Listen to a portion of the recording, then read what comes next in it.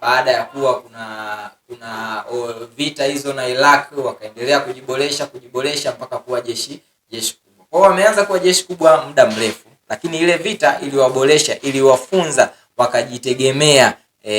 Kwa hiyo ile 89 baada ya vita ile 1988 89 ikawa kama mwanzo mpya wa Iran kijeshi, akaanza kujijenga. Miaka ya 90 mpaka 2000 Iran akaendelea kuwa bora kwenye utengenezaji wa makombora. Makombora missiles za masafa marefu kawa vizuri kwenye utengenezaji wake. Utengenezaji wa hizi drones, akawa ameanza kuandaa project za utengenezaji wa drones, ndege ambazo hazina rubani. Kwa hiyo Iran taratibu akaendelea kujijenga.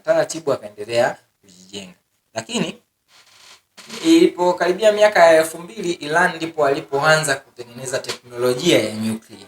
Teknolojia ambayo mpaka leo dunia inaogopa kwamba Iran asije akaimiliki ile teknolojia, asije akaanza kutengeneza silaha za nyuklia. Lakini teknolojia ya nyuklia Iran ameanza kuifanya tangu mwaka 2000. Ilipofika mwaka 2002 dunia ikagundua sehemu za siri ambako Iran anatunza vile vitu. Sehemu za siri ambako Iran anatengeneza teknolojia ya nyuklia. Sasa baada ya dunia kugundua, ndo hapo sasa mataifa yakaanza kumbana Iran, kumzuia kuendelea na ile project yake ya kutengeneza teknolojia ya nyuklia, kumtengenezea mazingira ya yeye kuacha kwanza kutengeneza zile teknolojia za nyuklia, kwa sababu walihisi anaweza akaanza kutengeneza silaha za nyuklia ambazo ni hatari sana. Kulingana na mikataba ya kimataifa haziruhusu sana na hawapendelei nchi zitengeneze. Sasa Iran alivyoanza, mataifa yakawa hasa Marekani pamoja na jumuiya za Ulaya zikawa zimetengeneza namna, zikaweka vikwazo, baadhi ya vikwazo kwa ajili ya kumpunguzia kasi Iran kwenye utengenezaji wa silaha za nyuklia. Pamoja na hii nguvu ya kivita au nguvu ya kijeshi ambayo tumesema Iran amekuwa akitengeneza tangu ile mwaka 89 baada ya kuwa amemaliza vita yake na Iraq. Tunasema kwamba Iran pamoja na hiyo kwamba amejiboresha kivita, akatengeneza viwanda vyake mwenyewe vya kijeshi, viwanda vya kutengeneza makombora, akatengeneza miundombinu ambayo inajiandaa kwa ajili ya vita siku yoyote. Yaani kifupi, Iran alikuwa anaona yeye siku yoyote ile anaweza akashambuliwa. Siku yoyote ile tena wanaweza wakarudi tena wakataka kuchukua vile ambavyo anavyo. Kwa hiyo ameishi maisha ya kujiandaa. Ukiachana na kuandaa makombora, missile na nini alizokuwa anaziandaa kwa ajili ya vita, hizo silaha za nyuklia mwaka 2000 dunia ikajua 2002 kuwa ameshaanza kutengeneza teknolojia ya nyuklia, wakamwekea vikwazo na nini. Lakini Iran alikuwa amejiandaa tena kwenye upande wa pili. Iran alitengeneza mazingira mazuri hata ya kielimu ya watu wake. Iran alihakikisha kwamba hata viwanda vinahudumiwa na vijana wazalendo wa taifa lake, vijana ambao wana uwezo wa kufanya lolote lile kwa ajili ya taifa lao. Kwa hiyo Iran hata sasa ukijaribu kuchunguza, kuanzia viongozi wote wa juu jeshini, wapi, wote elimu zao ziko vizuri. Wengi wao ukiwakagua wote ni PhD. Ukisoma sifa za viongozi wao, kuanzia kiongozi wa juu, kiongozi mkuu wa jeshi, wasaidizi, yani kuwa kiongozi wa juu Iran mwenye masters ndo anakuwa kidogo na elimu ndogo sana. Kwa hiyo unaona kabisa walijipanga kwenye upande mkubwa. Hata mfano jana imetokea baada ya kuwa Trump amewapa onyo Iran, amemwambia kwamba kama hawatafungua ile mlango bahari wa Hormuz ambao Iran wameufunga ule kuzuia mafuta yasipite, mpaka sasa tunajua tuna zaidi ya makontena milioni 30 yako baharini na yanapita kwa ruhusa ya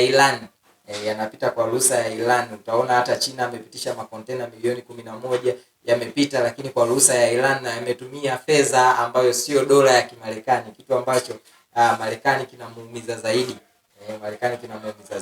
Kwa hiyo baada ya kuwa Trump ametishia kupiga mitambo ya umeme kule Iran, amekuja waziri wa nishati wa Iran amesema hadharani kwamba wenyewe wana system ambazo wameziandaa vizuri. Au Marekani wakihisi au Israel wakihisi wanapiga hiyo sehemu inayozalisha umeme, akawa anasema wana mitambo zaidi ya 150 inayoendesha umeme wa taifa la Iran. Kwa hiyo watakapopiga wasizani watakuwa wamemaliza nguvu ya umeme ya taifa la Iran. Kwa hiyo ni moja kati ya vitu unaona Iran alijipanga tangu muda mwingi sana kwa ajili ya mapambano au vita yoyote itakayojitokeza kwake. Sasa unakuja kuangalia mwanzo, wakati Marekani anaingia, Israeli na Marekani wanaingia kwenye vita na Iran, hawakujua kama Iran wanaweza wakawa wamejipanga namna hii, sababu mpaka sasa Iran anakwambia bado anatumia makombora ya miaka ya nyuma. Jana wameachia video inaonyesha makombora mengine mengi tu bado yapo yametunzwa. Na wanasema bado wanatumia ya zamani, hawajaanza kutumia teknolojia ya kisasa. Ukumbuke wiki iliyopita Benjamin Netanyahu, waziri mkuu wa Israeli, amekiri wazi baada ya Iran kutuma kombora linalotawanyika hewani, mpaka waziri Netanyahu mwenyewe akakiri wazi, akasema kwamba ni moja kati ya usiku mgumu sana wa Israeli wamewahi kupitia, kwa sababu mifumo yote ya ulinzi ya Israeli ilishindwa kupambana na lile kombora. Kombora limekuja, lakini linapokaribia linatawanyika, yanakuwa makombora mengi. Wakati lilikuja moja, mifumo ya ulinzi inashindwa ishike lipi, izuie lipi, ifanye nini. Hadi Netanyahu mwenyewe alikiri kwamba ni moja kati ya usiku mgumu sana kuwahi kutokea kwa Israeli. Lakini wa Iran wanakwambia bado hizo tunatumia silaha za kizamani, bado tunazo za kisasa zaidi. Kwa hiyo unaona tu Iran alikuwa amejipanga muda mrefu. Lakini ukiachana na hivyo, USA pamoja na Israeli walifanya, swala la kwanza walilofanya ni kumuua kiongozi wa juu. Kama tunavyofahamu, Khamenei akatangazwa kuwa tayari amefariki, ikijulikana kwamba Wairan watayumba. Wairan hawakuyumba, wameendelea kusimama na wameendelea. Maana yake ni nini? Walijipanga tangia awali kwamba ikitokea kiongozi wa juu kabisa amefariki, sisi tufanyeje? Namnukuu Falan Kiam alijaribu kuelezea kidogo vizuri hiyo sehemu. Falan alisema kwamba alielezea kwamba Wairan, yule kiongozi Khamenei, kabla hajafariki alikuwa tayari ameshateua wateule wake, kwamba nani atanilisi. Na kwa taarifa alizokuwa anazisemea, alijaribu tu kuelezea kabisa kwamba Khamenei alikuwa na taarifa kuwa wanataka wamuue tayari, na alikataa kwenda kujificha. Akaona sio mfano mzuri kwa wanajeshi wake, kwamba sasa wewe kiongozi unatuambia sisi tukapigane na wakati wewe tayari umeenda kujificha. Ndiyo maana hakwenda kujificha. Kwa hiyo baada ya yeye kufariki, kazi ikaendelea. Yaani wale wengine wanaendelea kulan mambo kama jinsi yalivyo. Kambi wa Iran wametengeneza kambi ambazo ziko maeneo tofauti tofauti, na kila kambi inajiongoza, kila kambi ina kiongozi wake. Kwa hiyo yule supreme leader, kitendo cha yule supreme leader kufariki, hawa wakaendelea no ceasefire. Wenyewe wanakuambia no ceasefire, na wananchi wao pia wamekubali kwamba we are not ceasing fire, we are keeping on, na tunaendelea kupambana kwa ajili ya taifa letu. Utaona kabisa usiku wa jana Trump ametangaza kuwa amesitisha kulipua mitambo ya umeme ya Iran kwa sababu wamefanya mazungumzo mazuri na Iran. Ila msemaji wa jeshi la Iran amekuja amesema hawajafanya mazungumzo yote na Marekani, na wao hawastop, wanaendelea kufanya shughuli walizokuwa wanazifanya. Na wamesema wao, Marekani na Israeli, hawatasitisha vita. Wao Iran ndo wanajua lini wataisitisha vita. Wao ndo wataimaliza, kwa sababu wao wanaamini wamechokozwa. Sasa hauwezi ukatuchokoza alafu ukaamua wewe eti tumalize vita tukae mezani. Wa Iran wamekataa kwenda mezani, na msemaji wa Iran amesema hajazungumza na Marekani na hawana mpango wa kuzungumza na Marekani mpaka pale wenyewe watakapojisikia. Na wamesema mlango bahari wa Hormuz ambao dunia inautegemea kwa ajili ya upitishaji wa mafuta hawaufungui. Pamoja na vitisho vyote ambavyo wanapewa, wamesema hawaufungui, na wanasubiri sasa Marekani alipue hiyo sehemu zao za umeme, wao wajibu vizuri. Na wanajibu vipi? Iran hamshambulii Marekani moja kwa moja. Kinachomuumiza Marekani mpaka anataka kurudi nyuma kumaliza vita hii ni kwamba Iran anapiga marafiki wa Marekani. Tangu vita ianze, Muirani yeye amekuwa akishambulia vituo vyote vya Marekani. Saudi Arabia anapiga, anaenda Qatar anapiga. Yaani marafiki wote wa Marekani wanaomzunguka Iran, yeye ndo anaopiga. Kwa nini anawapiga? Ni kwa sababu Marekani amewekeza kwa ukubwa sana, hasa kwenye mataifa kama Qatar. Marekani amewekeza fedha nyingi sana. Sasa Iran anatambua wa Marekani wamewekeza kwenye nini kwenye hayo mataifa. Huko ndiko Iran anapiga. Marekani hakutegemea hili swala kama Iran ataanza kushambulia marafiki zake. kuna zaidi ya dola trilioni 30 zimewekezwa pale Qatar, Iran akapiga pale. Marekani anaendelea kuchanganyikiwa kwa sababu unaua mfumo wake wa uchumi unavyoendelea kupiga. Iran yeye hahangaiki na ardhi ya Marekani. Yeye ameamua kupiga marafiki wa Marekani. Waarabu wenzake wanaomzunguka Iran hao ndio anapiga. Kwa sababu yeye anaamini uwezi ukawa ndugu yangu halafu ukamsaidia adui yangu.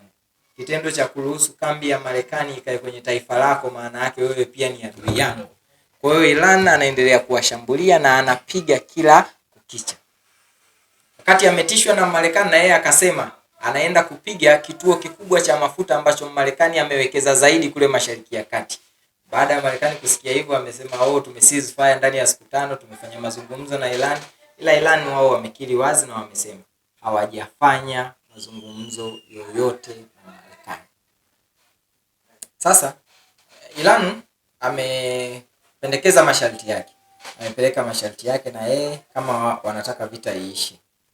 Amesema moja kati ya masharti ya Iran, amesema anatakiwa isainiwe mkataba wa kutoanzishwa kwa vita tena. Iran anaamini anaweza akamaliza hii vita ikaisha afu tena wakaja kumshambulia baada ya muda kidogo. Sasa yeye moja kati ya sharti lake ili amalize hii vita, amesema usainiwe mkataba kabisa ambao utahakikisha hakuna vita tena, yeye hatashambuliwa tena na haya mataifa. Hilo ni sharti lake la kwanza. Sharti la pili ambalo Iran amesema anataka Marekani afunge vituo vyake vyote vya kijeshi kule Mashariki ya Kati. Iran anaweka masharti ambayo anajua kabisa USA hawezi kuyakubali. Na vita wamekiri wazi wanataka waendelee nayo, ndio maana na yeye ameweka masharti haya magumu ambayo anajua Marekani lazima atayakataa. Marekani lazima ataona kwamba haiwezekani kufanya hayo mambo. Lakini sharti jingine wa Iran amesema anataka alipwe fidia. Amesema anataka alipwe fidia ya hasara zote za kivita ambazo zimejitokeza. Kwamba kwenye hii vita kuna hasara nyingi zimejitokeza. Sasa anataka alipwe fidia hasara zote ambazo zimesababishwa na hii vita. Lakini ili kumaliza na mapigano haya, yeye anasema ile njia ya Hormuz, ule mlango bahari wa Hormuz ule ambao unatumika kwa ajili ya kupitisha mafuta na baadhi ya bidhaa nyingine zinazohitajika na dunia. Yeye amesema sheria mpya ziundwe kutengeneza kuhusiana na ile njia. Ule mlango bahari. Sasa kitu ambacho anajua pia Marekani hawezi kurudi njiani, kwa sababu ukumbuke mafuta yote duniani yanauzwa kwa njia ya dola ya Kimarekani. Na ndio inampa nguvu Marekani. Kitu ambacho Marekani anaendelea kupigania ni kwamba dola yake ndio itumike katika kuuza mafuta. Lakini siku chache zilizopita tunaona mafuta yameuzwa kule mlango bahari wa Hormuz kwa fedha ya Kichina. China amefanya biashara kwa kutumia Yemen, kitu ambacho Marekani anaona kabisa hii inakuja kuwa tatizo, inaweza ikashusha hata na uchumi wake. Lakini Iran anataka washtakiwe sasa wote ambao wanachochea migogoro Mashariki ya Kati. Anataka watu wanaochochea migogoro Mashariki ya Kati washtakiwe na wachukuliwe hatua. Hayo ndio masharti Iran anataka dunia iyafanye ili aache kufanya mashambulizi yanayoendelea nayo mpaka sasa.